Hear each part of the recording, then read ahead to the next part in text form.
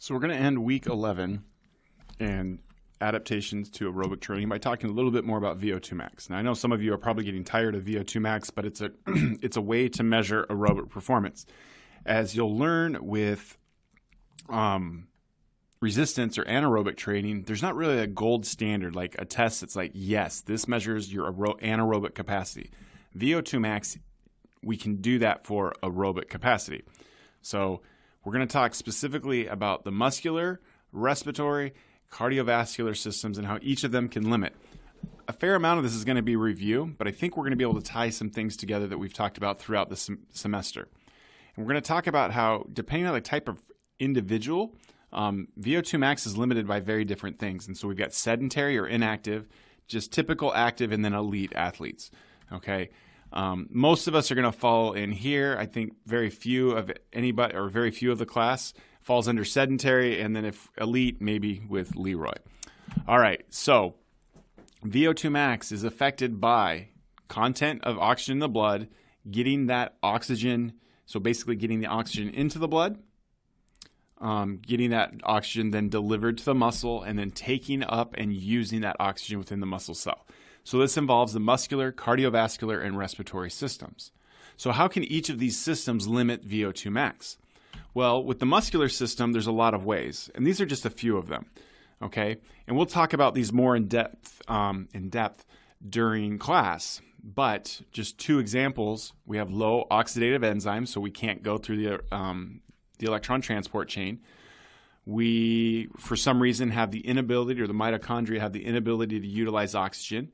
Okay, so this can have to do with getting oxygen in, myoglobin, the number of mitochondria, that sort of thing. On the cardiovascular side, we can have low cardiac output. We can have low hemoglobin concentration. Those are the two ones.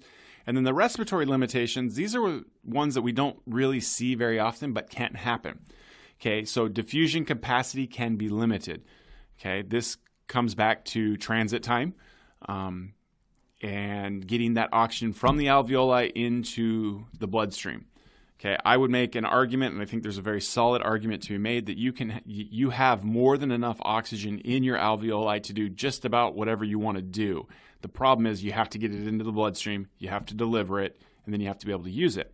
And one of the things that can prevent getting oxygen into the bloodstream from the respiratory system is shunting, which we've talked about. So like PFO or those intrapulmonary shunts or those intrapulmonary arteriovenous anastomoses. So what limits us? It depends on the type of athlete. So if you're a couch potato, you've got more than enough the ability to get oxygen into your body and the ability to deliver oxygen to your body. The problem is can't really use it. And so there's a few ways. Like it could be that you don't have enough capillaries, you don't have enough myoglobin, you don't have enough mitochondria. Okay, so people that are sedentary couch potatoes, for lack of a better term, they just can't use the oxygen. They can get it to where it needs to go, but ultimately they're not able to use it. Then we've got trained individuals, okay? And there's a story behind this caption over here. Trevor didn't like the picture I had of him last year, so now I've just got this caption. So anyway, with trained, which is most of us, we've got a limitation with our cardiac output, okay? And this is due to the stroke volume. Remember, stroke volume in untrained or non-elite athletes, it increases for a little bit, but it plateaus at like 50% of max, whereas in a trained individual or an elite individual, stroke volume continues to increase up until 70, 80% of max intensity. And so that can be an issue. Do we have enough red blood cells? That sort of thing. Are we just redistributing our blood flow well enough? Okay. And then the last one is elite, right? And so for most of us, this won't apply. But for most elite athletes, if the respiratory system is the limiting factor, it's because transit time is decreased. And remember, there's a difference between transit time and diffusion time. Transit time is how long the red blood cell is in that pulmonary capillary where oxygen can diffuse onto it. Diffusion time is just how long does it take oxygen to diffuse from the alveoli into the bloodstream. As long as transit time exceeds diffusion time, life is good, okay? But there comes a point, which is shown here at this line, where transit time is greatly reduced, so much so that we don't have perfect equilibration.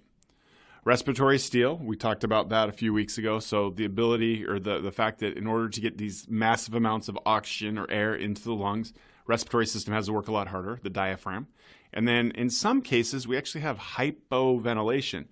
Okay, and this is relatively rare. It doesn't happen all the time. Because most generally speaking, during max exercise, we're hyperventilating, right? We talked about hyperpnea and hyperventilation. But in some cases, we might actually be, or some people might actually be hypoventilating. All right, so just to recap real quick, for trained individuals, which is most of us, there's cardiovascular limitations. For elite, it's going to be respiratory limitations. And for the sedentary, it's likely a muscular issue.